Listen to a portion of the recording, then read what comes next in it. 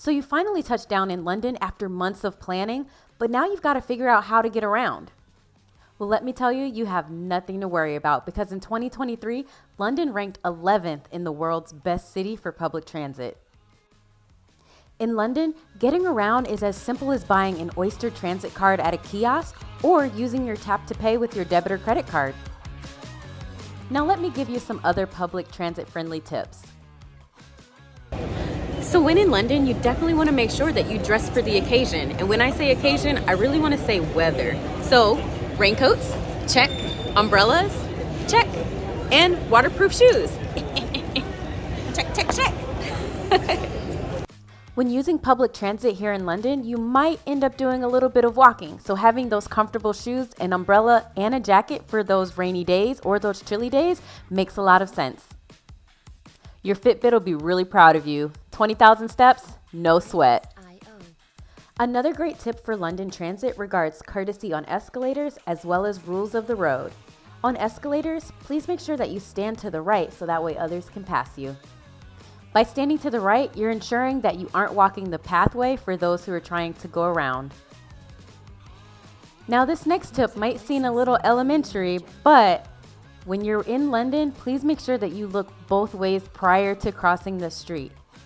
A rule of thumb is to remember that drivers are on the opposite side of the road versus how we drive here in America.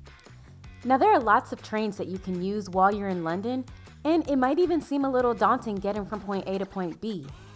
But luckily, each train you use will have an announcement regarding all upcoming stops.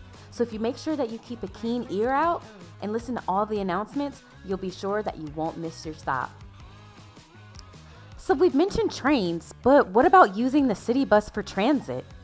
London is famous for its red double-decker buses, and I promise there's no shortage of them. If you miss the first bus, the next one's not too far off.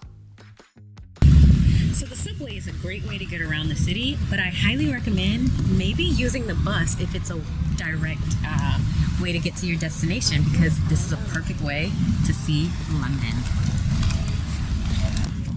Getting on the bus is super easy. Once it arrives, those doors will open.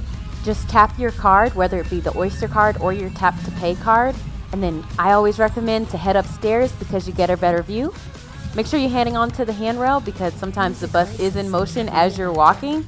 And then once you find your seat, just sit back and relax and enjoy.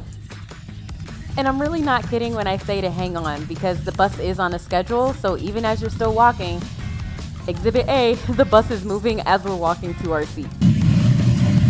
So here in London, we've been using something called the Oyster card. We've been here for almost 5 days already, and we've loaded $35 onto the card, and I'm still only down to, I would say, $20. So this has been a fantastic way to get around town. It's good for the overground, the underground, as well as buses. We've taken a few buses.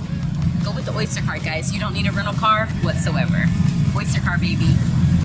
You might be asking yourself, well, how much does an Oyster card cost? Well, to be honest, that price is going to vary. Fares for the Oyster card are a bit different than the fares that we pay in the US for either a day trip fare or a single one-way trip. In London, you pay by the distance based on the travel fares from Zone 1 to Zone 9. They also offer a daily fee cap based on the amount of travel completed in a single day. I hope that makes sense.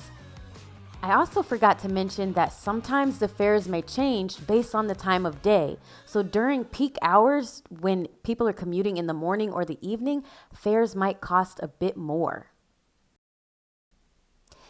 And just to recap, there are several ways to get around London that I haven't even been able to mention here, but you can take the regional rail outside of the city limits. You can take the underground, which is similar to the US subway system. You can take the overground that is similar to the L in the US, or there's even the option to take an Uber boat if you want to stay along the riverfront. There's no shortage of ways to get around the city of London. Safe travels.